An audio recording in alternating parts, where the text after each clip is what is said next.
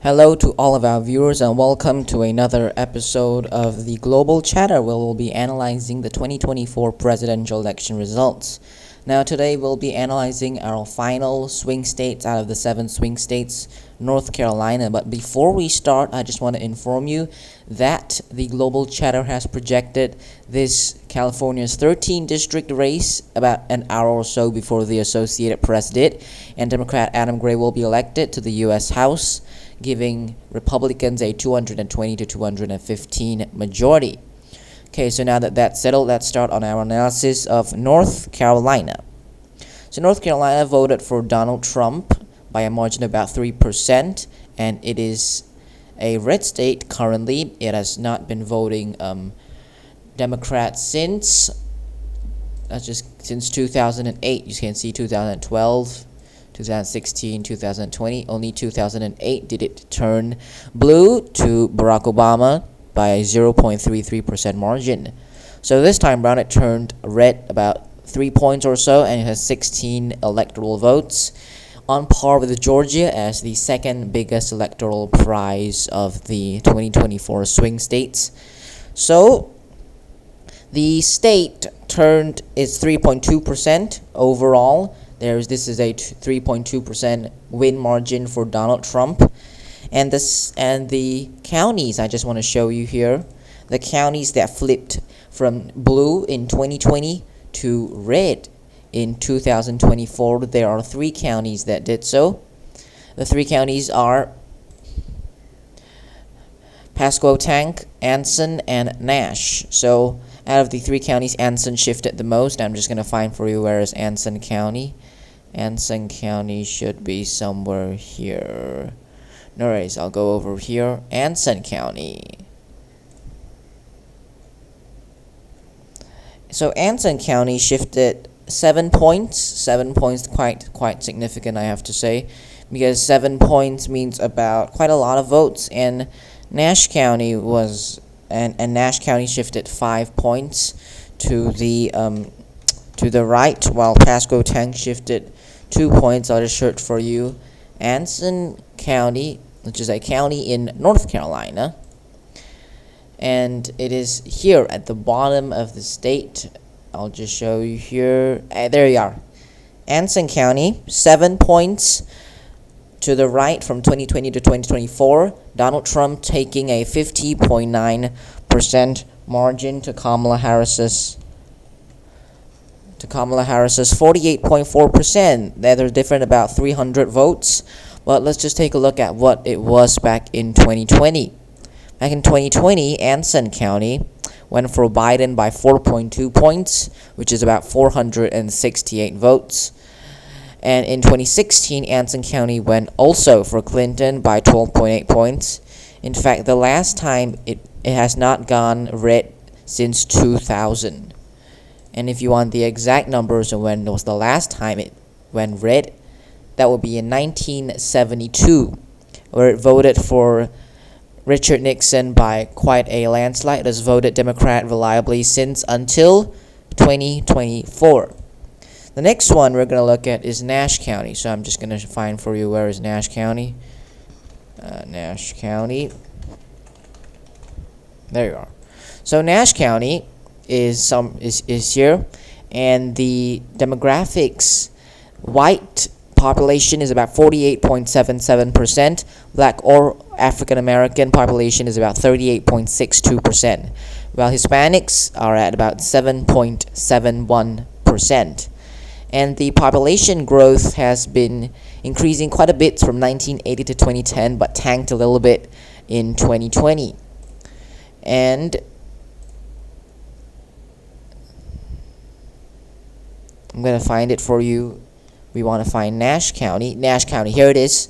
Donald Trump won 26,000 votes to 25,500 votes. That's a margin of about 2 points plus or minus.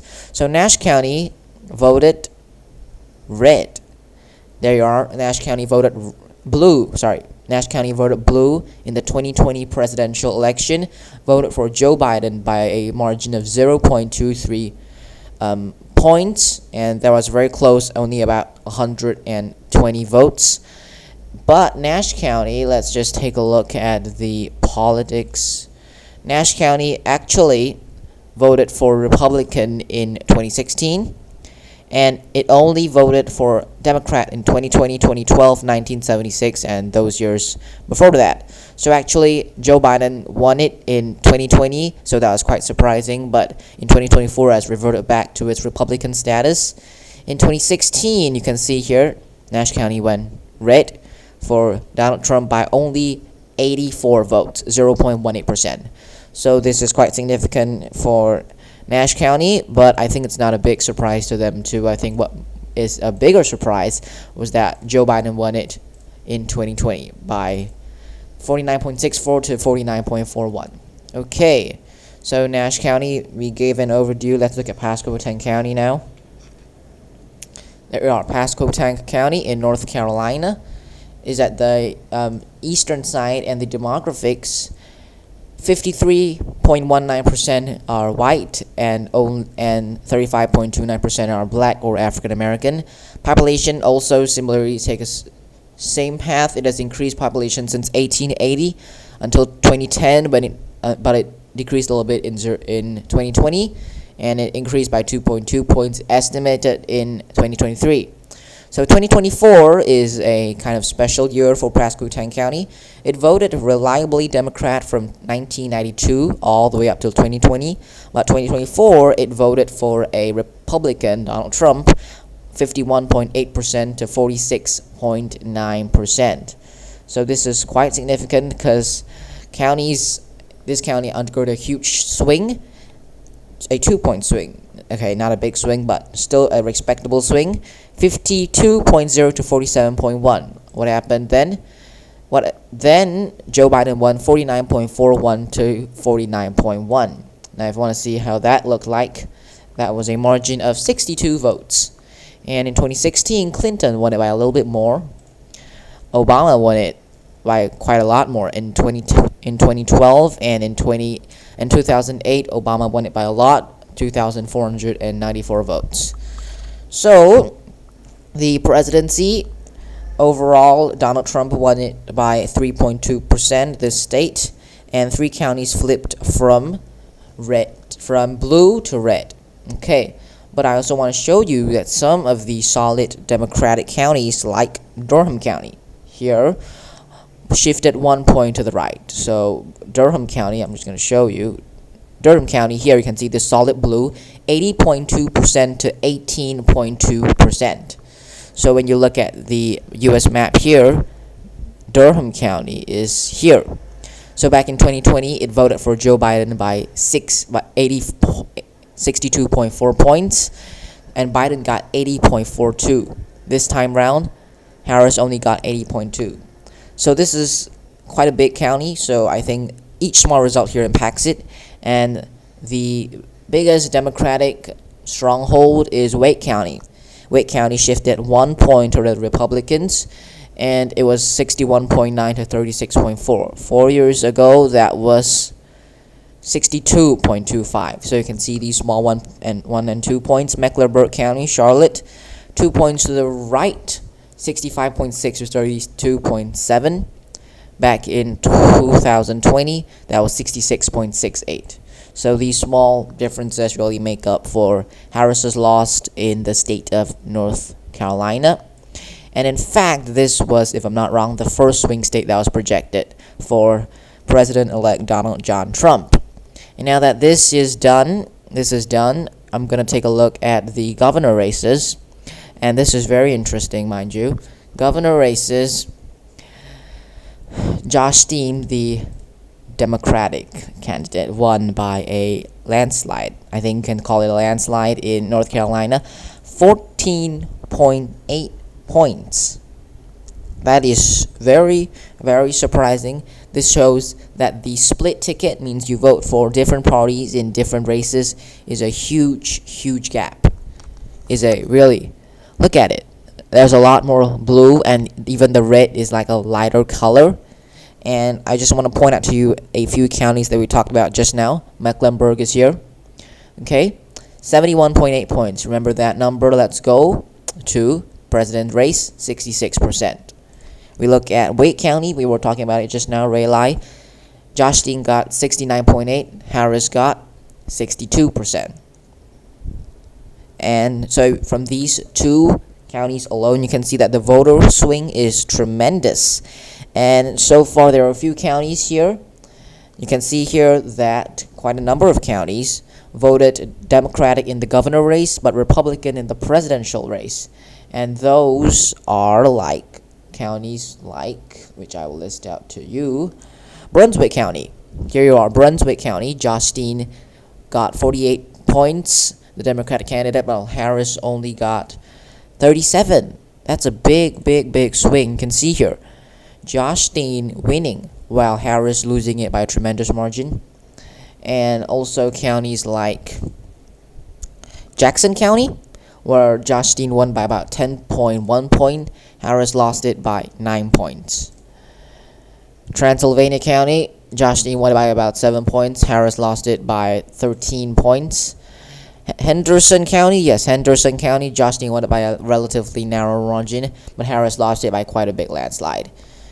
And there are all these counties here that you can see are significantly quite red, and even these significantly more blue. These red counties are also significantly less red. So this really contributed to Josh Dean's huge victory over Mark Robinson. Okay, so that's for the governor race. There's no Senate race here, but there will be a Senate race 2 years on in 2026, the midterm elections. But the House districts, the House elections, I'll show you on the CNN page. There are 3 seats that flipped from Democrat to Republican. These seats are 6, 13, and 14. So that happened because of what the Wikipedia said, because of the General Assembly, which is the North Carolina House, passing a new map placing 3 incumbent Democrats and Republican leading districts. So that kind of contributed to what you see here. This map where 3 seats were gained by the Republicans, and this leaves Democrats with only 4 seats. But the popular vote overall is still quite a big win for Republicans, about 10-point win for Republicans. But the Wikipedia shows here that it's mainly due to redistricting. So not much to talk about the House. If you want me to go inside, let's just see 6. You can see here outside Winston-Salem, big victory. I mean, there was no Democratic candidate in House in seat 6. This also quite a big swing, and in 14 also quite a big margin, so nothing much to look here. And the next thing I want to show you is this referendum, Constitution Amendment 1 on voting and election. Now, this proposed amendment to North Carolina's Constitution would state that only U.S. citizens can vote, repealing an existing provision that every citizen can vote.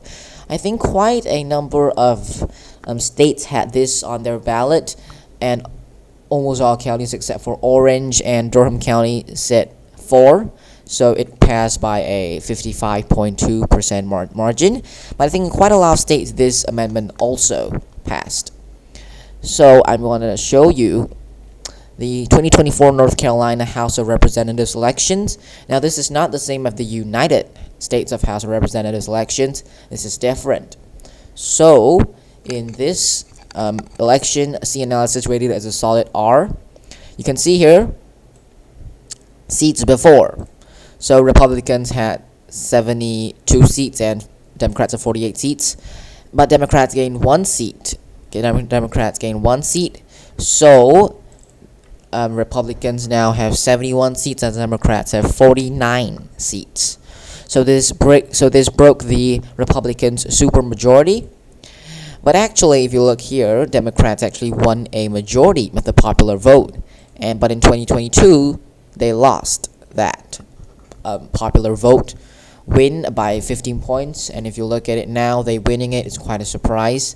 So again and again, I have said this shows that Harris is not underperforming down ticket Democrats. And you can see here that Trump won in 70 North Carolina House districts back in 2020. Biden won 50, so the Democrats' positions aren't doing the Democrats here aren't doing as well as Biden did in 2020. And if you want to, and in the house is looked. So we're going to look at the Senate, which is the upper house. It's still the same 30-20. And it's the same thing we see again. Democrats winning the popular vote in the North Carolina Senate. And mind you, if Harris replicated this result here, she would have won North Carolina, but it wouldn't have really mattered because she would still have lost Wisconsin, Michigan, Pennsylvania, but at least her vote margin wouldn't be so bad. Okay, so with this final analysis of North Carolina Senate, and with the analysis of President, Governor, House, and constitutional amendments, the last thing we are going to see here is the exit polls. Economy was 42%, immigration was 19%, abortion, a Democratic plus issue, was only still at 11%. Economy and immigration, huge, just like every other state, 42 and 19 respectively. Healthcare at 8%, racism at 5%. So yeah, that's about it. And this last video will wrap up our 7-part series of analyzing results of Wisconsin, Michigan, Pennsylvania, Georgia, Arizona, Nevada, and North Carolina.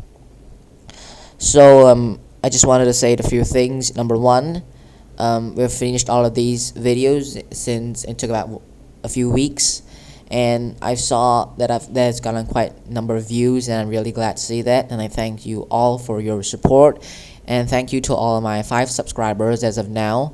I hope that people after this video will get to know more about America's political landscape, and I'm glad that I got this opportunity to build this healthy and respectable community together. So please like and subscribe, and next week or some other day I will be posting analysis of the entire nation. I think state by state is good, especially the swing states, and analyzing the future.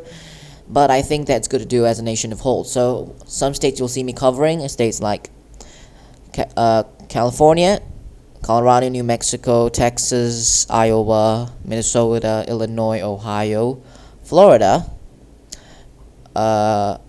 New Hampshire, I'm interested, New Jersey, and Connecticut. So yep, thanks for watching again, and I hope you like and subscribe. And I am also working on a 2028 Democratic primary simulation. So please vote on this, which I will show you. Please, to everyone who watches this until this point, please vote on this poll here, which still has unfortunately 0 votes, whether to include Harris or not to include Harris. And I'm proud to say that we have made the decision for Adam Gray's victory at 11:08 p.m. Eastern Time, quite a bit earlier than some of the other news agencies. Thank you again, and I'll see you in the next video. Here is the Global Chatter signing out.